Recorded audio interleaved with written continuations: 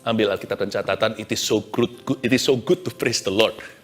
Yang saya mau sampaikan pada hari ini, saya ajak kita membuka firman-Nya di Mazmur pasal yang ke-92. Mazmur 92 ayat 1 itu dalam bahasa Inggrisnya begitu. It is good to praise the Lord and make music to your name, O Most High. Tapi karena sebagian besar mungkin tidak terlalu familiar dengan English, dengan bahasa Inggris, kita pakai bahasa yang paling akrab sama kita, bahasa Indonesia, bunyinya demikian. Mazmur 92 ayat 1. Mazmur. Nyanyian untuk hari Sabat. Adalah baik untuk menyanyikan syukur kepada Tuhan dan untuk menyanyikan mazmur bagi nama-Mu. Ya yang Maha Tinggi, untuk memberitakan kasih setia-Mu di waktu pagi dan kesetiaan-Mu di waktu malam, dengan bunyi-bunyian 10 tali dan dengan gambus, dengan iringan kecapi, sebab telah Kau buat aku bersuka cita ya Tuhan dengan pekerjaan-Mu, karena perbuatan tangan-Mu aku akan bersorak-sorai. Betapa besarnya pekerjaan-pekerjaan-Mu ya Tuhan, dan sangat dalamnya rancangan-rancangan-Mu. Orang bodoh tidak akan mengetahui, dan orang bebal tidak akan mengerti hal itu. 7 ayat saja, saya bahas satu persatu, dimulai dengan kata Mazmur. Sebenarnya Mazmur 92 atau sebagian besar Mazmur ini adalah lagu. Sebenarnya semua ayat-ayat Mazmur ini adalah nyanyian. Jadi kita bisa belajar kenal Tuhan lewat puji-pujian ya. Cara terbaik untuk kita belajar tentang Tuhan Yesus adalah lewat Alkitab dan puji-pujian. Bahkan banyak orang belajar bahasa baru seperti bahasa Inggris atau bahasa Chinese itu lewat lagu-lagu pop yang ada. Lagu-lagu populer maksudnya. Apalagi kita waktu belajar tentang puji-pujian, nyanyian-nyanyian seperti ini kekal. Kita bisa belajar tentang Tuhan, itu tiada nilainya. Tiada ternilai maksudnya. Tidak bisa kita ukur nilainya, itu kekal luar biasa. Mazmur, sebuah lagu. Mari kita sekarang operasi nyanyian ini, dan kita bisa menangkap esensi memuji. Nyanyian untuk hari Sabat, kalimat berikutnya. Jadi lagu Mazmur ini didapatkan ketika sang pemazmur sedang liburan, atau waktu dia menyendiri, alias waktu saat teduh. Tiba-tiba dia dapat lagu baru. Karena ini nyanyian untuk hari Sabat. Dan juga lagu ini yang dinyanyikan oleh bangsa Israel ketika hari Sabat. Hari Sabat buat kita, itu saat teduh setiap hari. Itu hari Sabat yang sifatnya harian, bukan mingguan. Dan juga hari ini, saat teduh bersama telah menjadi keluarga saat teduh. Hari Rabu dan Sabtu, live-nya, banyak orang mengikuti karena alasan waktu kita sama-sama ribuan orang, itu atmosfernya luar biasa. Meskipun yang nggak bisa ikut live, tidak ada jarak dan waktu dalam hadirat Allah. Tuhan Yesus tetap sama. Tapi banyak orang memilih untuk tidak ketinggalan live-nya seperti ini. Karena bayangkan loh, kita sekarang ini ribuan orang sama-sama sembahyang. Sama-sama memuji Tuhan. Lebih dari sekedar seolah-olah konser. Tuhan hadir di tengah-tengah kita. Ada perubahan hidup terjadi. Nyanyian untuk hari Sabat. Pada waktu saat teduh. Dan juga pada waktu ibadah hari Minggu. Bagi orang-orang Kristen, anak-anak Tuhan di Indonesia, hari Minggu adalah hari liburan setiap minggu. Di saat-saat itulah di akhir pekan, orang-orang yang kenal Tuhan pergi ke gereja untuk ibadah. Atau sekarang, di masa pandemi, waktu-waktu ini, live online dengan gerejanya. Nyanyian untuk hari Sabat di sini artinya pada waktu kita saat teduh, setiap hari secara pribadi atau hari Rabu dan Sabtu untuk saat teduh bersama ini, atau waktu ibadah hari Minggu, datang secara onsite di situ, atau waktu pandemi online lewat gadgetnya. Yang pasti ada waktu khusus yang kita sisihkan, yang kita khususkan hanya untuk memuji dan menyembah Tuhan. Pada saat-saat seperti itu, do increase praise. Tingkatkan puji-pujian. Nyanyian untuk hari Sabat, ternyata hari Sabat itu bukan untuk bengong, tidak bertujuan. Banyak orang kira Sabat itu tidak berbuat apa-apa. Salah. Sabat itu disattach yourself from the things that you normally do for you to do what is extraordinary. Sabat itu artinya mengkhususkan suatu waktu untuk melepaskan diri dengan hal-hal yang biasanya kita lakukan sehari-hari demi supaya kita melakukan sesuatu perkara yang lebih tinggi, yakni memuji dan menyembah Tuhan. Matikan HP-nya, kalau sekarang lagi seperti ini online ya nggak bisa dimatikan HP-nya, tapi gunakan HP-nya. Bukan untuk menjawab WA, bukan untuk message teman, bukan untuk cek sosial media. Ada waktunya kita hanya memuji dan menyembah dan merenungkan firman Allah. Perlu sekali untuk kita fokus dan konsentrasi. Jangan terbagi-bagi kalau kita menghadap Tuhan Yesus. Kita khusus menyembah Dia. Memang Tuhan itu hadir di mana-mana, saya mengerti. Tapi kita kan gak hadir di mana-mana bisa menyembah. Ada waktunya pikiran kita terbagi, kita lagi ketemu orang dan sebagainya. Sometimes bahkan anak Allah Yesus Kristus pun perlu pergi ke sebuah taman. Yang sering kerap kali dia pergi ke situ untuk sembahyang, untuk berdoa dan bersekutu dengan Bapaknya namanya Getsemani. You and I, kita juga perlu tempat-tempat sabat. Kita perlu tempat-tempat khusus di mana kita berjumpa dengan Tuhan tanpa gangguan atau paling tidak minimal gangguan. Tidak ada distraction yang berarti. Nyanyian untuk hari Sabat. Pada waktu hari Sabat, hari khusus seperti itu, tuh waktu yang kita sisihkan, perbanyak memuji. Itu waktu-waktu yang paling kaya nutrisi ilahi. Seperti waktu-waktu ini. Ya, jangan terbagi-bagi. Letakkan semua aktivitasmu, hai Marta. Duduk di kaki Yesus. Dengarkan suaranya. Rasakan hadirnya. Ayat 2. Adalah baik untuk menyanyikan syukur kepada Tuhan. Dan untuk menyanyikan mazmur bagi namamu yang maha tinggi. Ada kalimat adalah baik, ini luar biasa. Ternyata memuji Tuhan itu bukan hanya benar, tetapi baik. Memang memuji Tuhan itu perkara benar yang harus kita lakukan. Sepatutnya Tuhan layak dipuji, bukan? Ya, just because you do something right, if you don't enjoy it, kalau kita melakukan sesuatu yang benar, tapi kita tidak menikmatinya. Contohnya, saya membesarkan anak, tapi saya nggak bisa nikmati anak saya. Saya bekerja, tapi saya tidak mencintai pekerjaan saya. Banyak orang itu melakukan perkara yang benar. Tapi hatinya nggak menikmati. Tuhan nggak mau kita begitu dalam kekristenan atau dalam iman kita kepada Tuhan. Tuhan nggak mau kita itu menyembah Dia karena terpaksa. Kita memuji Dia karena ketakutan. Tuhan tidak mau kita berdoa karena ada perlu. Tuhan mau kita bersekutu. Karena itu kalimat ini indah, bukan adalah benar. Adalah baik. Please enjoy your God. The greatest enjoyment, kenikmatan terbesar sebagai anak-anak Tuhan itu bukan apa yang Tuhan sediakan, tapi Tuhannya. Bukan berkatnya, tapi Tuhannya. Bukan janji-janji Tuhan, besok Tuhan akan melakukan apa, tapi Tuhannya hari ini. Tuhan kita sekarang, yang kita bisa nikmati adalah Tuhan Yesus. Adalah baik. Don't just do what's right. Enjoy doing it with your God. Jangan hanya melakukan apa yang benar. Adalah baik itu kayak, oh betapa indahnya. Kecaplah dan lihatlah, seperti bisa dirasa betapa baiknya Tuhan itu. Adalah baik juga menunjukkan bahwa memuji Tuhan itu penuh dengan faedah. Sekalipun bukan untuk itu kita memujinya. Tapi ada banyak faedahnya. Nanti ya, ayat-ayat berikutnya saya jelaskan. Nanti ini ikut nyanyi. Ada nggak ada jemaat, ada nggak ada pendeta di sana, ikut nyanyi. Buka mulut kita, angkat suara kita. Orang bisu aja angkat suaranya yang tidak terdengar. Apalagi di tengah-tengah musik yang sedang ramai sekali. Saya pernah melihat dalam sebuah kebaktian, orang yang bisu tuli ikut nyanyi. Tapi nggak keluar suaranya. Ikutlah menyanyi. Karena Alkitab mengatakan di ayat 2, adalah baik untuk menyanyikan. Yang penting bukan hatinya, yang penting pujiannya. Ada kata I love you nggak diucapkan sekalipun sama-sama tahu, itu tetap tidak mengubah kehidupan seseorang sampai pasangannya mengucapkan aku mencintaimu, berubahlah seluruh warna ruangan itu. Anak juga sama, pokoknya papa tahu lah aku mengasihinya. Tidak sampai anak itu memeluk ayahnya dan berkata, "Pak, saya sayang papa." Itu mengubah relationship itu selamanya.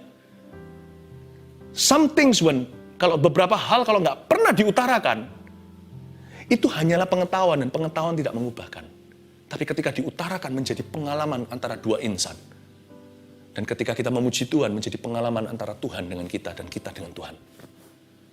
Tahu nggak bangganya, senengnya ketika kita pertama kali melihat anak kita memanggil kita, Mama. Anak saya, seingat saya dari tiga-tiga yang pertama dipanggil mamanya. Ya sepatutnya mamanya yang melahirkannya. Mam, itu kata pertama. Betapa senangnya itu dipanggil daddy atau papa. Ada hal-hal tertentu waktu diutarakan. Itu membuat yang mendengar orang tua itu berbunga-bunga. Tuhan itu menciptakan kita, bukan supaya kita masuk surga semata-mata. Tuhan menciptakan kita supaya kita sayang sama Dia. Ada hal-hal tertentu yang tidak pernah kita utarakan, apalagi kalau kita utarakan lewat melodi dan lagu, sekalipun suara kita itu pas-pasan, bersin aja, fales. Kalau saya teman-teman selalu candanya, Ko Philip ini kalau lompat, kalau saya lagi menari-nari, kalau lagi ada pujian, saya suka lompat-lompat, karena saya ini nggak bisa. Tari-tarian dulu itu, kalau zaman saya SD itu, waduh saya paling belakang. Nah, saya lompat aja katanya tidak tepat ketukan. Tapi saya tetap melompat. Karena Tuhan merasa, Tuhan saya tahu itu diterima oleh Tuhan. Saya tetap menari-nari seperti Daud. Sekalipun suara kita, kuncinya bisa ubah-ubah dalam satu lagu, tapi Tuhan Yesus mendengarkan. Nggak apa-apa, jangan takut mengganggu orang lain. Apalagi kalau di dalam suasana pujian bersama-sama, ibadah, kebaktian, itu musiknya aja sudah keras, suara Anda tenggelam. Tapi jangan karena kita merasa suara saya nggak ada perbedaan. Saya nyanyi, nggak ada bedanya di gereja ini. Bedanya ke telinga Tuhan, ke kuping yang maha kuasa. Ada hal-hal tertentu yang nggak pernah Anda utarakan. Akan tetap berada di dalam hatimu. Tidak disampaikan Tuhan meskipun Tuhan maha tahu. Dan hal itu tidak akan mengubahkan kehidupanmu. Dan tidak akan menambahkan sesuatu dalam hubunganmu dengan Tuhanmu. Jadi ikut nyanyi, partisipasi, buka mulut, angkat suara, jangan diem aja bahkan merem. Orang bisu aja buka mulutnya. Orang bisu tuli aja, ikuti nadanya. Ikuti kata-katanya sekalipun gak mendengar sesuatu, sunyi senyap dan hening di telinganya. Bahkan saya sarankan ya, kalau pas saat teduh begini, sampai ujungnya, ikuti segala sesuatu. Ada satu anak kecil, saya diberitahu salah satu keluarga saat teduh, suatu hari ketemu saya lupa di mana pas nggak sengaja beritahu mereka ikut saat teduh. Lalu ngomong begini, waktu papa mamanya mau matiin itu HP-nya sebelum akhir saat teduh, belum usai acara ini. Pastor Philip belum bilang bye-bye, kata anaknya yang kecil.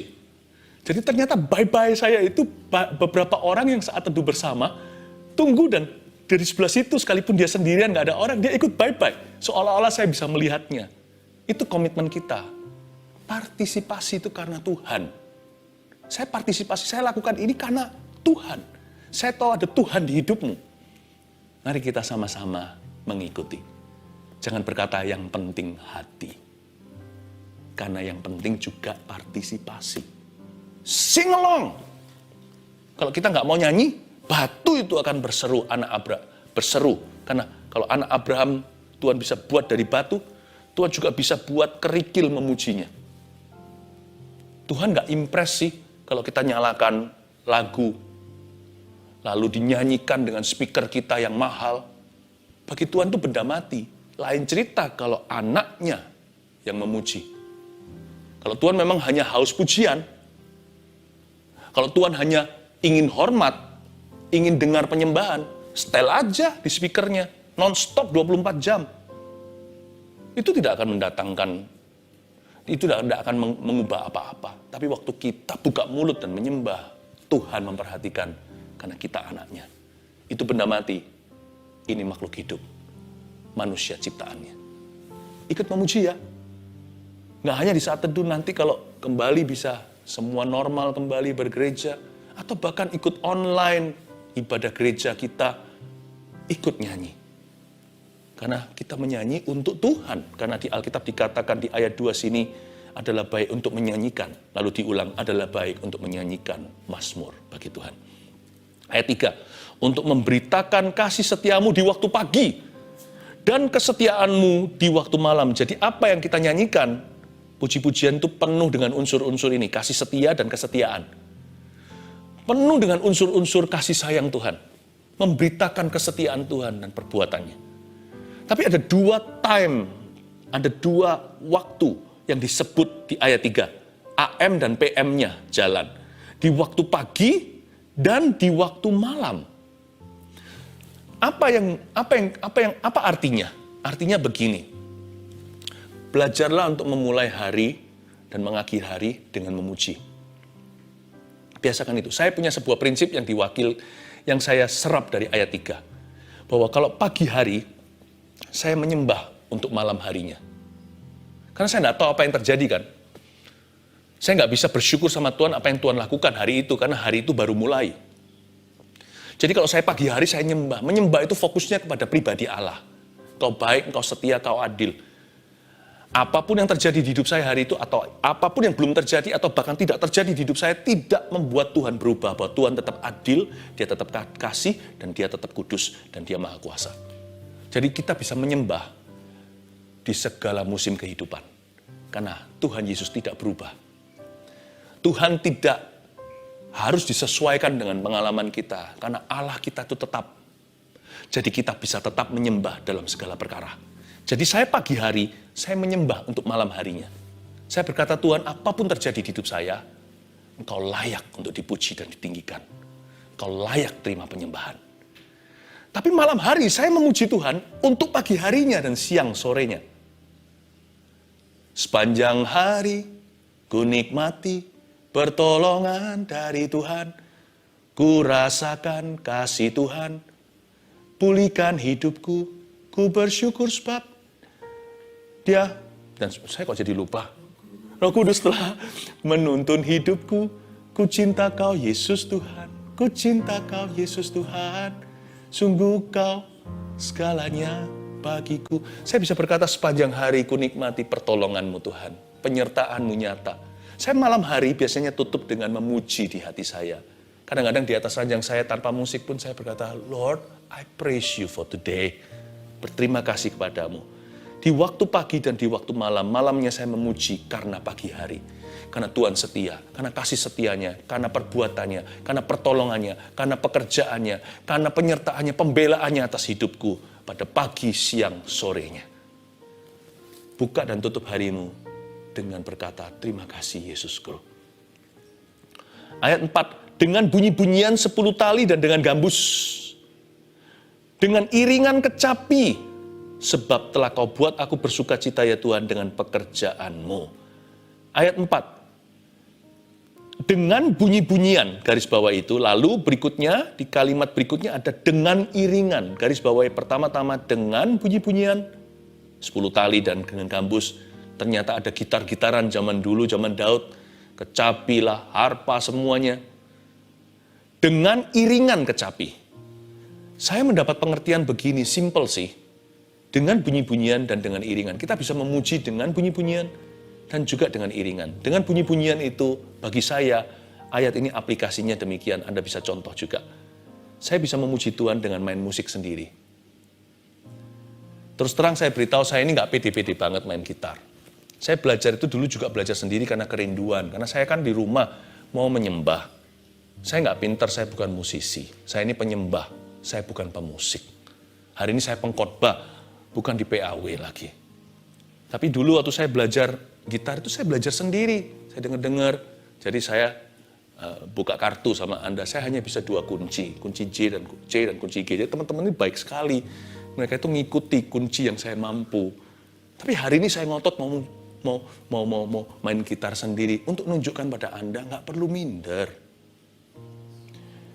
Kan ini kan saat teduh. Bukan ibadah gereja secara formal. Anda jangan salahkan kalau saat itu ya saya main gitar untuk saya. Tapi Anda ikut untuk menikmatinya. Nggak usah minder, kita bisa nyanyi itu dengan bunyi-bunyian 10 tali dan dengan gambus. Saya doakan yang belum telat, bisa belajar, nggak ada kata terlambat. Belajar instrumen-instrumen yang biasa, karena Tuhan menciptakan kayu, pohon, semuanya itu untuk memuji Tuhan. Manusia bisa mengelolanya menjadi suatu bunyi-bunyian. Tapi, sekalipun kita nggak bisa main musik sendiri, jangan tawar hati, sebab kita juga bisa memuji Tuhan dengan iringan. Dengan iringan itu artinya aplikasinya kita bisa memuji Tuhan meskipun tidak main musik sendiri. Kita bisa memuji Tuhan dengan diiringi musik oleh orang lain. Kita bisa setel di speaker kita atau di HP bahkan. Nyanyi-nyanyian, kita bisa download dulu atau yang langsung online. Kita bisa dengarkan. Yang penting ikut nyanyi. Diiringi kecapi. Atau seperti saat teduh gini, Anda nggak main gitar di sana. Kami yang main. Di sini ada Pito yang main piano. Ada juga hari ini Jojo, ada Redo, ikut nyanyi. Tapi kami bukan performer. Karena itu Anda perlu partisipasi. Jadi bisa juga dengan iringan, bukan bunyi-bunyian sendiri. Usahakan hidupmu dipenuhi dengan musik-musik yang mengangkat jiwamu. Jiwaku merindukanmu. Angkatlah hatimu. Bawalah hatimu secara sengaja lewat melodi-melodi yang memuliakan Allah untuk masuk ke hadiratnya. Lalu apa faedahnya? Kita lihat terlebih dahulu ayat 5. Sebab telah kau buat aku bersuka cita ya Tuhan dengan pekerjaanmu. Karena perbuatan tanganmu aku akan bersorak-sorai. Ini bagus sekali di zaman stres dunia hari ini. Kau buat aku bersuka cita ya Tuhan dengan pekerjaanmu. Puji-pujian itu statement atau pernyataan iman kita bahwa kita bersuka cita karena pekerjaan Tuhan. Dan bersorak-sorai karena perbuatannya. Ini yang saya sebut dengan detox ilahi bagi roh keluh kesah atau hati yang suka mengeluh. Tidak jarang loh ya, kita ini suka mengeluhkan pekerjaan kita. Aduh, hari ini di pekerjaan begitu begini. Tapi puji-pujian itu lawan katanya, kau buat aku bersuka cita ya Tuhan dengan pekerjaanmu. Kita ini perlu menebus. Kita nggak bisa menebus dosa kita sendiri, karena Yesus yang lakukan itu. Tapi kita bisa menebus kebiasaan kita yang salah dengan membangun kebiasaan yang baik atau kebiasaan yang baru yang baik. Kebiasaan yang baik di sini adalah bersukacita dan bersorak-sorai karena pekerjaan Tuhan. Berapa kali Anda pulang ke rumah keluh kesah pekerjaan Anda, padahal pekerjaan itu dari Tuhan. Berapa banyak di antara kita yang mengeluh kesahkan rumah tangganya, pernikahannya, orang lain, anak-anaknya, suami atau istrinya, mengeluhkan nasib hidupnya, mengeluhkan apa yang terjadi padanya. Gimana hati itu bisa diberkati jikalau penuh dengan keluh kesah? Bukankah bergembiralah karena Tuhan dulu, maka apa yang diinginkan, maka Tuhan akan memberikan apa yang diinginkan hatimu. Itu firman Tuhan loh. Itu bukan kemakmuran, itu firman. Bergembiralah karena Tuhan, maka Tuhan akan memberikan apa yang diinginkan hatimu, bukan kebutuhan. Gembira dulu baru diberikan. Bukan dapat dulu baru happy. Tuhan tidak pernah berjanji memberkati hati keluh kesah. Bahkan kalau orang memberi pun Tuhan berkata, He loves the cheerful givers. Dia suka kepada orang-orang yang memberi dengan sukacita. Bukan dengan terpaksa. Jadi puji-pujian itu lift up your soul to the level of receiving. Puji-pujian mengangkat jiwa kita ke posisi, kepada poros kehendak Allah, di dalam posisi untuk menerima sesuatu dari Tuhan. Dan saya tidak berkata selalu materi. Nanti kita lihat manfaatnya di ayat berikutnya. Ternyata berkat utama itu rohani. Amazing. Berapa banyak di antara kita suka mengeluh, iya, Pastor Philip saya baru sadar, saya ini penuh keluhan orang. Bahkan kadang-kadang bukan hanya mengeluh, saya lampiaskan, pulang ke rumah saya hajar keluarga saya. Verbal atau abuse secara fisik bahkan. Aduh Tuhan, gimana aku bisa menebus itu? How can I make up for that? For all that wrong? Semua kesalahan itu gimana aku perbaiki ya? Nggak usah. Tuhan tidak menghendaki korban pengampunan dosa. Korban penebusan itu sudah di Kalvari. Nggak perlu lakukan sesuatu. Bangun aja jalur baru. Jangan menabur di tempat yang terdapat duri. Bukalah lahan yang baru. Bangun kebiasaan yang new. Udah lupakan yang lalu. Berlari-lari pada tujuan. Mulai hari ini, belajar memuji. Sebab orang yang memuji, bersuka cita karena pekerjaan Tuhan. Dan dia mengakui di atas segalanya, Tuhanlah yang memberikan. Semua yang baik dan sempurna datangnya dari Bapa. Pujian itu makanya saya ada satu lagu dulu waktu saya masih sekolah Alkitab. Sering saya dengarkan. Waktu itu lagu Praise Looks Good on You. Atau kalian tahu nggak? Praise looks good on you. Puji-pujian itu tampak indah padamu. When you praise God, it looks good on you. It doesn't make God look better. Tuhan kita nggak bisa lebih, karena Tuhan kita sempurna. Dia mulia. Pujian tidak menambah sesuatu badannya. Menambahkan sesuatu karena dia cinta. Kalau dia memang mau pujian doang, suruh malaikatnya, nggak pernah fales. Mulia nggak pernah dosa. Kenapa kita sih? Lucu ya. Kadang-kadang orang kalau punya bayi, bayinya cakep ya. Padahal kalau menurut dokter, bayi semuanya tampaknya sama. Apalagi yang lihat tiap hari bayi dilahirkan. Kenapa anaknya bunyi, dia bisa bedakan dengan anak yang lain. Karena cinta, bukan anak itu suaranya merdu. Praise looks good on you. Pujian membuat Anda tampak indah. Tidak ada gaun yang lebih mahal daripada pujian. Dan itu for free. Sebatas keputusan. Isn't that wonderful? Ayat yang ke-6. Sekarang saya tunjukkan manfaatnya, Anda bisa catat. Hanya ada 2 nanti. Betapa besarnya pekerjaan-pekerjaanmu ya Tuhan. Dan sangat dalamnya rancangan-rancanganmu. Orang bodoh nggak akan mengetahui, orang bebal nggak akan mengerti. Garis bawahi betapa besarnya, lalu garis bawahi sangat dalamnya. Apakah manfaat atau faedah memuji Tuhan bagi umat Tuhan? Kenapa memuji Tuhan disebut alangkah baiknya? Why good? 1. Betapa besarnya, artinya masalah kita tetap sama. Ya, masalah kita tetap, tetapi Tuhan menjadi lebih besar. Karena memuji Tuhan itu magnifying glass. Atau seperti kaca pembesar yang kita besarkan bukan problemanya, tapi Tuhannya lewat lidah bibir kita. Jiwa kita pun akan mengikuti. Coba ya, kalau Anda sekarang mengeluh, hati Anda ikut depresi. Karena hati ini disetir oleh lidah. Orang bisu aja, nggak bisa keluar suara. Lidahnya menuntun hatinya, memimpin maksudnya. Coba, kalau lidah Anda terus negatif, orangnya jadi negatif nggak? Karena itu hati-hati dengan lidah negatif, negatif spirit, negatif report. Coba ya, kalau kita mulutnya penuh dengan marah-marah, nanti tiba-tiba disalip oleh mobil yang agak sedikit nyetirnya ugal-ugalan, Anda langsung buka kaca, mau berantem sama orang di jalanan. Lidahmu menyetir hatimu. Kalau memuji, kita setir hati kita ke arah Tuhan. Yang kita perbesar adalah perbuatannya, adalah karakternya. Masalahnya tetap sama. Jangan berharap setelah memuji, masalahnya hilang, lenyap tiba-tiba. Tidak. Tetapi Tuhan menjadi lebih besar. Nggak sulit beriman. Ketika Allah kita menjadi besar di atas masalah kita, biasanya itulah permulaan kemenangan. Memuji Tuhan itu membuat Tuhan menjadi lebih besar di hidup kita. Daripada masalah yang selama ini kita perhatikan.